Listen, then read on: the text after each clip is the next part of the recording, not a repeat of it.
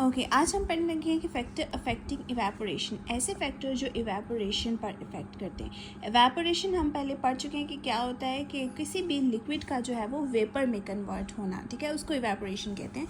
तो उसके लिए सबसे ज़रूरी जो फैक्टर है वो है सरफेस एरिया, ठीक है। सरफेस एरिया क्या होता है, मतलब जो सतह होती है, ठीक है। जैसे कि अगर हमारे पास दो तरह के बर्तन हैं, ठीक है, एक छोटा कप है और एक हमारे पास एक प्लेट, ठीक है। अब कप का के ऊपर जो है वो जो लिक्विड के मॉलिक्यूल्स होंगे वो बहुत कम होंगे, लेकिन जो प्लेट में अगर लिक्विड पड़ा है तो उसमें सरफेस के ऊपर बहुत ज़्यादा मॉलिक्यूल्स हैं।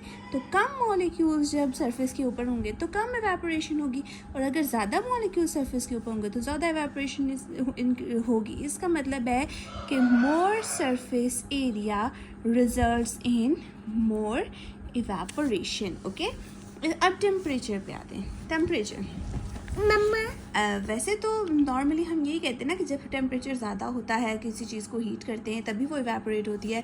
तो इसलिए हम ये कह सकते हैं कि जितना ज़्यादा टेम्परेचर होगा उतनी ज़्यादा इवेपोरेशन होगी, ठीक है। क्यों?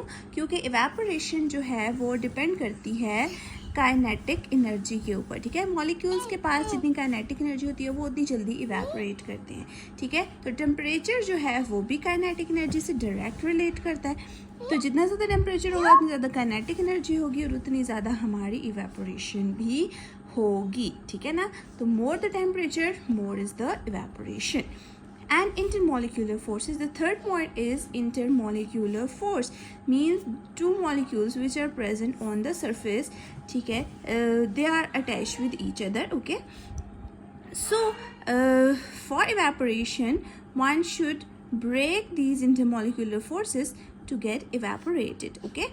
तो जितने ज़्यादा मॉलिक्यूल्स में स्ट्रॉन्ग इंटरमोलिकुलर फोर्सेस होंगी, ठीक है।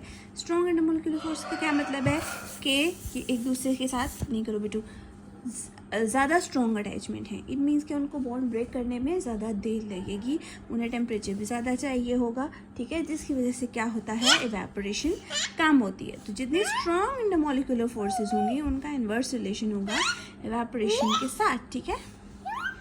और जितनी कम ये होंगी intermolecular forces, means less intermolecular forces, यानी कि वीक हैं, ठीक है। वीक इंटरमोलिकुलर फोर्सेस से क्या होगा कि मॉलिक्यूल जल्दी से इंटरमोलिकुलर फोर्स को ब्रेक कर लेगा और इवेपोरेट हो जाएगा। इट मीन्स कि जो वीक इंटरमोलिकुलर फोर्सेस, अगर हम यहाँ वीक कर दें इंटरमोलिकुलर फोर्सेस हैं तो वो डायरेक्ट रिलेटेड हैं इवेपोरेशन के साथ, ठीक है ना। अच्छा, तो फॉर एग्जांपल आप कह सकते हैं जैसे वाटर है, वाटर के अंदर स्ट्रॉन्ग हाइड्रोजन बॉन्डिंग होती है, ठीक है। तो इट मीन्स कि वाटर देर से इवेपोरेट होता है। उसके बजाय अगर हम ऑर्गेनिक मॉलिक्यूल्स में आए, ऑर्गेनिक मॉलिक्यूल्स जो होते हैं उनकी कम इंटरमोलिकुलर फोर्स होती हैं, जैसे कि अल्कोहल वगैरह हैं, ठीक है, जो